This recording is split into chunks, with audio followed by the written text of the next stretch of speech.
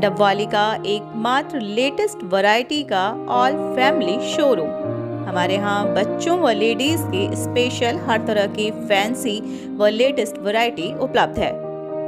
याद रखें, Bedi fashion, colony road, मंडी, डबवाली। जय हिंद, जय भारत। अमित शाह जी। धन्यवाद अध्यक्ष महोदय। ये एक अत्यंत ही बहुत ही ज़रूरी विषय है और ख़ास करके मैं कहना चाहूँगा कि जिस तरीके से सरकार ने कई बार अभियान चलाए कि open defecation free, kerosene free, तो उसी तरीके से मैं मानता हूँ कि एक ऐसा अभियान, व्यापक अभियान चलाने की आज आवश्यकता है जिसका नाम दे बेसहारा गौवंश मुक्त हरियाणा। एक तरीके से हमारा एक मिशन होना चाहिए कि आज की तारीख में अगले, जैसे हम हमेशा कहते हैं 2022 तक, 2024 तक ये करके दिखाएंगे। जब तक एक समय निर्धारित तरीके से नहीं करेंगे शायद ये, और इसके लिए सारा सदन मैं मानता हूं एक साथ इस मुद्दे के साथ रहेगा। कुछ मैं छोटे सुझाव देना चाहूंगा कि सभी लोग बोलना चाहते हैं। पहला सुझाव ये रहेगा कि किसी तरीके से, खासकर हमने गौवंश की बात की, जो नंदी है ये बहुत बड़ी एक समस्या हम सभी के लिए, और इसको कोई भी, गौशालाएं तो हम बहुत बनाते हैं पर नंदियों के लिए बहुत कम लोग आगे आकर पूरी तरीके से कोई व्यवस्था करते हैं। तो सरकार को चाहिए कि पूरे प्रदेश में कम से कम 3, मैं मानता हूं जैसे हिसार हो गया, करनाल हो गया, एक सर्दन हरियाणा की तरफ एक बड़ा इलाका निर्धारित करके जहां ज्यादा उपजाऊ ना हो, उस तरीके से एक नंदी धन केंद्र के रूप में उसको स्थापित करे, जिसको सरकार चलाने का काम करे और सभी क्षेत्रों से लोग जो है इन नंदियों को वहां पर ट्रांसपोर्ट कर और सरकार उसका खर्चा ले। हमने पंचकुला में नंदीशाला का 8 एकड़ में शुरुआत कर दी है।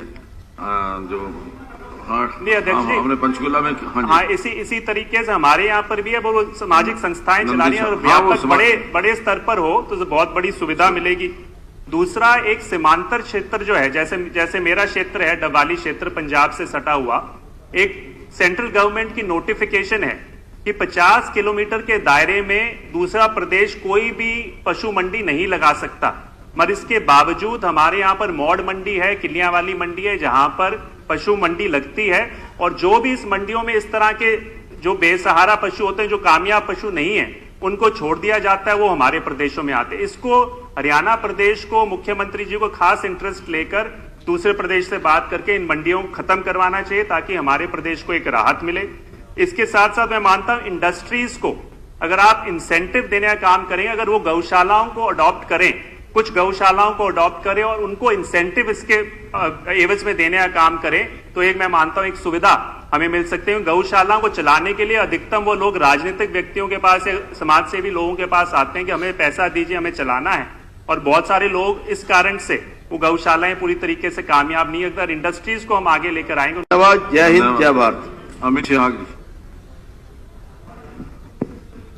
धन्यवाद अध्यक्ष महोदय।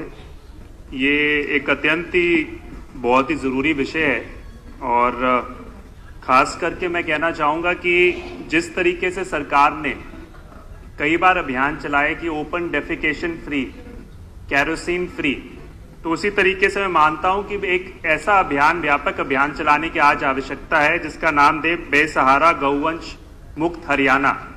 एक तरीके से हमारा एक मिशन होना चाहिए कि आज की तारीख में अगले, जैसे हम हमेशा कहते हैं 2022 तक, 2024 तक ये करके दिखाएंगे।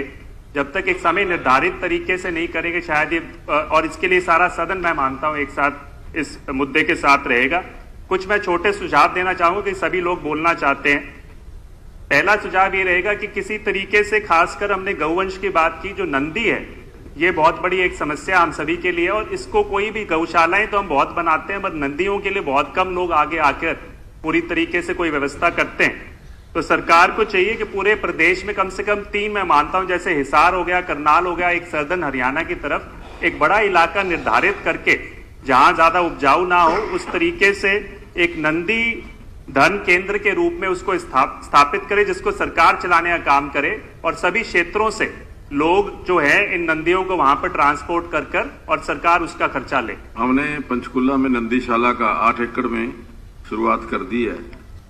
जो हमने पंचकुला में इसी तरीके से हमारे यहाँ पर भी है, वो सामाजिक संस्थाएं चला रही है और व्यापक बड़े स्तर पर हो तो बहुत बड़ी सुविधा मिलेगी। दूसरा एक सीमांतर क्षेत्र जो है, जैसे मेरा क्षेत्र है डबाली क्षेत्र, पंजाब से सटा हुआ, एक सेंट्रल गवर्नमेंट की नोटिफिकेशन है कि 50 किलोमीटर के दायरे में दूसरा प्रदेश कोई भी पशु मंडी नहीं लगा सकता।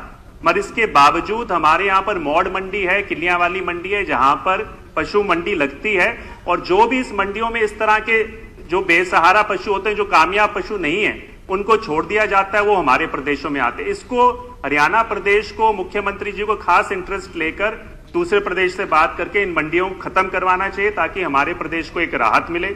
इसके साथ साथ मैं मानता हूं इंडस्ट्रीज को अगर आप इंसेंटिव देने का काम करें, अगर वो गौशालाओं को अडॉप्ट करें, कुछ गौशालाओं को अडॉप्ट करें और उनको इंसेंटिव इसके एवज में देने का काम करें, तो एक मैं मानता हूं एक सुविधा हमें मिल